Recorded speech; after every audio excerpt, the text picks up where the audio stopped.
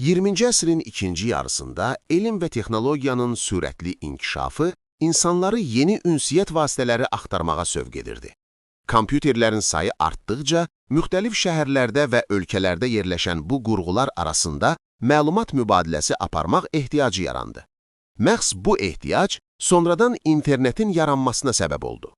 İnternetin yaranmasının əsası 1960-cı illərdə qoyulmuşdur. Həmin dövrdə Amerika Birləşmiş Ştatlarında alimlər elə bir şəbəkə yaratmaq istəyirdilər ki, müxtəlif kompüterlər bir-biri ilə əlaqə qura bilsin və məlumatları tez bir zamanda paylaşa bilsinlər. Bu məqsədlə xüsusi layihə üzərində işlənildi və ilk kompüter şəbəkəsi yaradıldı. Bu şəbəkə sonradan internetin inkişafı üçün əsas rol oynadı.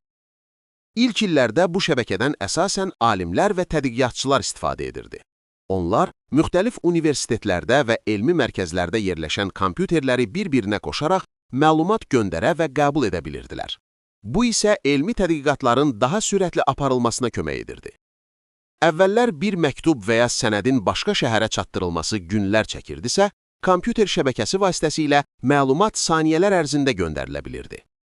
1970-ci illərdə şəbəkə texnologiyaları daha da inkişaf etdi. Alimlər kompüterlər arasında məlumat ötürülməsini daha etibarlı və sürətli etmək üçün yeni üsullar hazırladılar. Bu dövrdə elektron poçt sistemi də yaradıldı. Elektron poçt insanlara kompüter vasitəsilə məktub göndərməyə imkan verirdi. Bu yenilik çox qısa müddətdə populyarlaşdı və internetin ən çox istifadə olunan xidmətlərindən birinə çevrildi. 1980-ci illərdə müxtəlif ölkələrdə yerləşən kompüter şəbəkələri bir-biri ilə birləşdirilməyə başladı. Bu proses nəticəsində böyük və qlobal bir şəbəkə formalaşdı. Məhz bu dövrdə internet anlayışı daha geniş şəkildə istifadə olunmağa başlandı. İnternet artıq yalnız alimlərin deyil, müxtəlif təşkilatların və universitetlərin də istifadə etdiyi bir sistem idi.